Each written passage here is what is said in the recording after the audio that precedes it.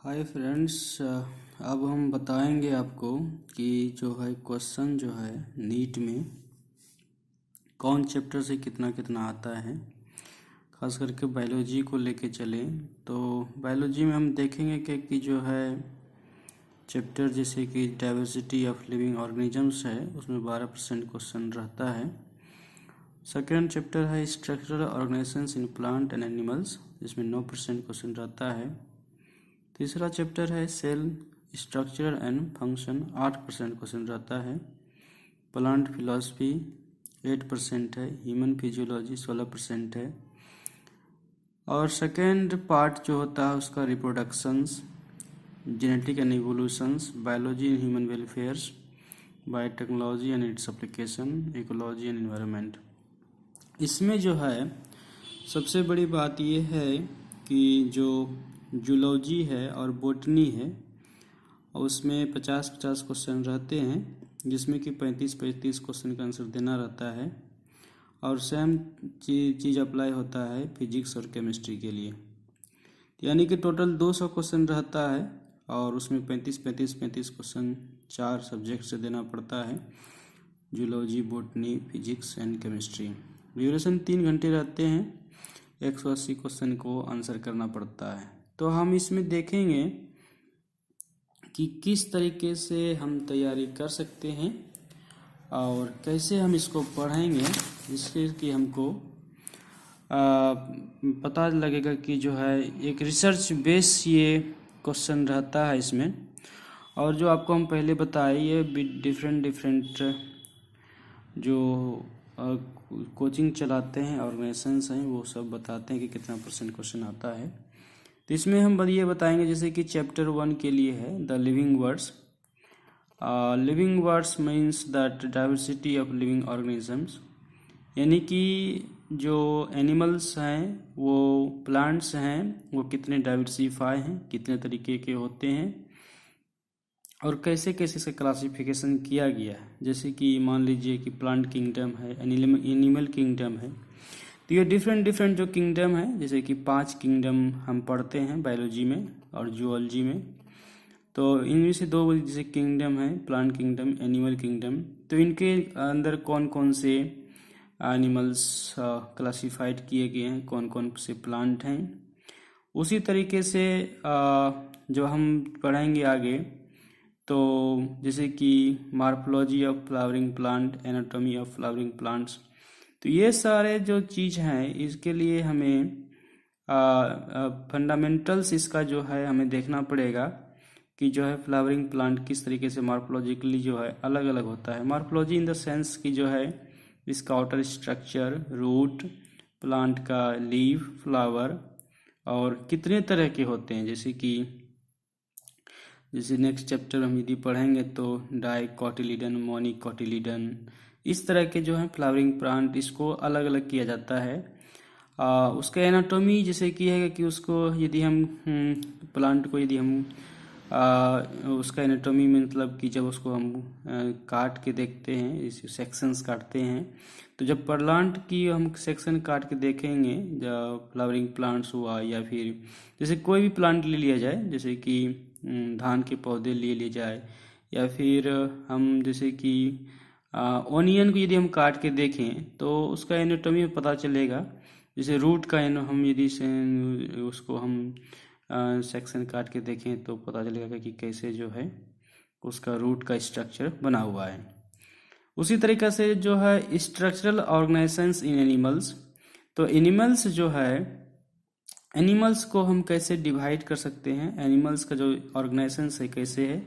For example as a human beings ले लें, तो ह्यूमन बींग्स का जो है ऑर्गेनाइजेशंस कैसे है, ऑर्गन कैसे ऑर्गेनाइज है और कैसे वो एज ए इंडिविजुअल को निर्माण करता है। जैसे कि हम फॉर एग्जांपल यदि हम पढ़ना शुरू करें सेल से लेके, तो सेल जो होता है, सेल से टिश्यू बनता है, टिश्यू से ऑर्गन बनता है, ऑर्गन से ऑर्गन सिस्टम बनता है, ऑर्गन सिस्टम से ऑर्गेनिज्म बनता है, और ऑर्गेनिज्म जब इन्वायरमेंट से इंटरेक्ट करता है तो उसको हम इकोलॉजी और इन्वायरमेंट में पढ़ते हैं। देखिए नेक्स्ट चैप्टर है जो सेल स्ट्रक्चर एंड फंक्शन, ये बहुत ही इम्पॉर्टेंट चैप्टर है। यदि इस पे हम फोकस करें कि जो सेल जो होता है वो कैसे जो है एक यूनिट है लाइफ का शुरुआत करने के लिए, और सेल का निर्माण कैसे हुआ, सेल कैसे जो है कॉम्प्लेक्सिटी आया सेल में, किस तरीके से यूनिसेलुलर और मल्टी सेलुलर सेल बना। जैसे कि फॉर एग्जांपल जितने भी सेल हैं ह्यूमन बॉडी फॉर एग्जांपल ले लीजिए, ये सारे सेल जो है प्री एग्जिस्टिंग सेल्स कहलाते हैं। प्री एग्जिस्टिंग सेल्स से ही ये सेल बने हैं। और ये सेल जो होते हैं इनके अंदर एक कंपार्टमेंट होता है। जैसे कि यदि मल्टी सेलुलर ऑर्गेनिजम्स की बात करें तो इनके अंदर कंपार्टमेंट होता है जिसके अंदर बहुत सारे ऑर्गेनेली पाए जाते हैं जो कि सेल मेम्ब्रेन और सेल वाल से कवर होते हैं। और सेंटर में खास करके न्यूक्लियस होते हैं, बहुत माइटोकॉन्ड्रिया होते हैं, गोल्गी बॉडी होते हैं। इस तरीके से जो होते हैं ये सेल जो होते हैं वो यूनिट ऑफ लाइफ इसलिए कहलाता है क्योंकि यहाँ से जो है जीवन की शुरुआत हुई है। और यहाँ से लेके सेल से लेके हम टिश्यू तक जाएंगे, टिश्यू से लेके ऑर्गन तक जाएंगे, ऑर्गन से लेके हम ऑर्गन सिस्टम जाएंगे, और ऑर्गन सिस्टम से जाके हम ऑर्गेनिज्म तक पढ़ाई करेंगे। और ऑर्गेनिज्म जब इंटरेक्ट करता है इन्वायरमेंट से, अपने फिजिकल वर्ल्ड से, फॉर एग्जांपल सॉइल हो गया, वाटर हो गया, एक्सटर्नल इन्वायरमेंट से एग्जांपल जैसे कि ले लीजिए सनलाइट हो गया, माउंटेन हो गया। इस तरीके से जो एक्सटर्नल इन्वायरमेंट से जब हम इंटरेक्ट करते हैं तो उसमें हम इन्वायरमेंट में पढ़ते हैं। और इन्वायरमेंट में अभी एक बहुत ही हॉट टॉपिक चलता है जिसे क्योंकि क्लाइमेट चेंज बोलते हैं। तो क्लाइमेट चेंज में जब आप लोग पढ़ेंगे तो उसमें पता चलेगा कि किस तरीके से जो है केमिकल रिएक्शन होने के बाद जो है हमारे इन्वायरमेंट को क्षति पहुंचा रहे हैं, किस तरीके से जो इंडस्ट्री से जो स्मोक निकल रहा है, जो भी फैक्ट्रियां से जो भी एसेस निकल रहे हैं, ये किस तरीके से हमारी एनवायरनमेंट को पॉल्यूट कर रहे हैं और किस तरीके से ह्यूमन लाइफ को इफ़ेक्ट कर रहे हैं, और किस तरीके से एग्रीकल्चर प्रोडक्टिविटी, वाटर, इस सब चीज़ों को जो है ये प्रभावित करते हैं।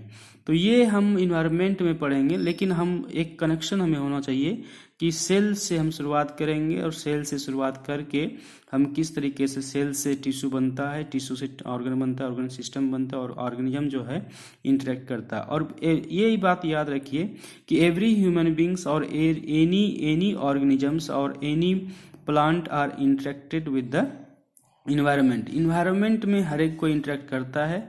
और हम जब पढ़ेंगे डार्विन थ्योरी तो उसमें पता चलेगा कि जो फिटेस्ट हैं वही सरवाइव कर सकते हैं।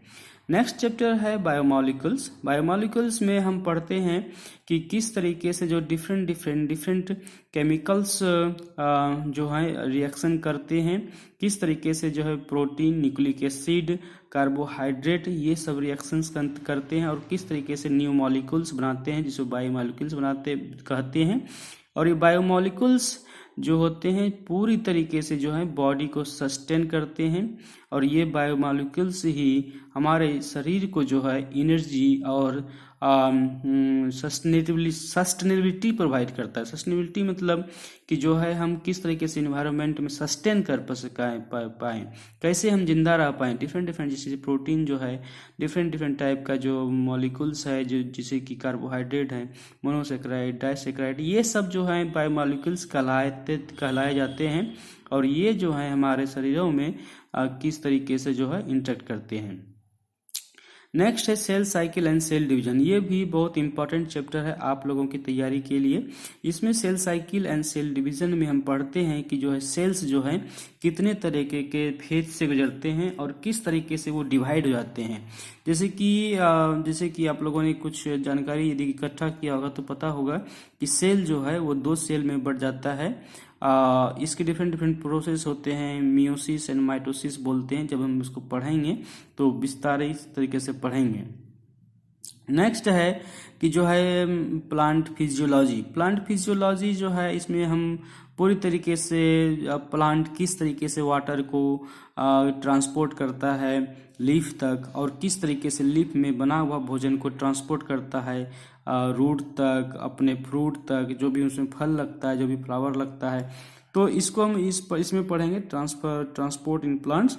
मिनरल न्यूट्रिशन, जैसे कि इसमें ये भी पढ़ सकते हैं कि कोई प्लांट, जैसे कि मान लीजिएगा कि किस कारण से कोई रोग हो जाता है। जब मिनरल न्यूट्रिशन मतलब कि किसी प्लांट और किसी भी एनिमल को न्यूट्रिशन की जरूरत होती है to sustain in the environment. जिस भी प्लांट और एनिमल्स को नहीं मिलता है ये न्यूट्रिशन, तो वो क्या होता है कि जो है या तो स्टेगनेंट हो जाता है, या फिर मर जाता है, या फिर वो एक्सटिंक्ट कर जाता है। तो इस तरीके से मिनरल न्यूट्रिशन हम लोग पढ़ने का मतलब ये है कि मिनरल जो है किस तरीके से हेल्पफुल है to sustain the life of plant and animals. Photosynthesis in higher plants, जैसे कि धान के पौधे होते हैं वो फोटोसिंथेसिस करते हैं, गेहूं के पौधे हैं वो फोटोसिंथेसिस करते हैं, और किस तरीके से वो जो है अपने पत्तियों में भोजन बना के वो हमें प्रोडक्टिविटी देते हैं। जैसे कि धान के पौधे हैं तो किस तरीके से धान उपज होती है, तो कैसे गेहूं की उपज होती थी, ये हम हायर प्लांट्स में पढ़ेंगे कि ये पौधे जो हैं अपने फोटोसिंथेसिस के द्वारा जो है हमें जो है कार्बोहाइड्रेट के रूप में, जैसे कि धान हो गया, गेहूं हो गया, और भी जैसे कि लेग्यूम्स प्लांट हैं वो जो है किस तरीके से जो है हमें दलहन जो फसलें हैं वो किस तरीके से हमें जो है प्रोडक्टिविटी देते हैं।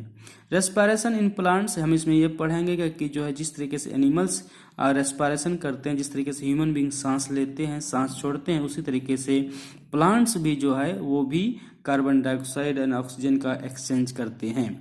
प्लांट ग्रोथ एंड डेवलपमेंट, इसमें हम ये पढ़ेंगे कि प्लांट जो है ग्रोथ जो है उसका किस तरीके से होता है। यदि सनलाइट अबंडेंट मात्रा में अवेलेबल है तो किस तरीके से वो किस तरह के झुकाव से वो उनका डेवलपमेंट होता है, और डेवलपमेंट होने के बाद वो किस तरीके से जो है अपने आप को विकास करता है।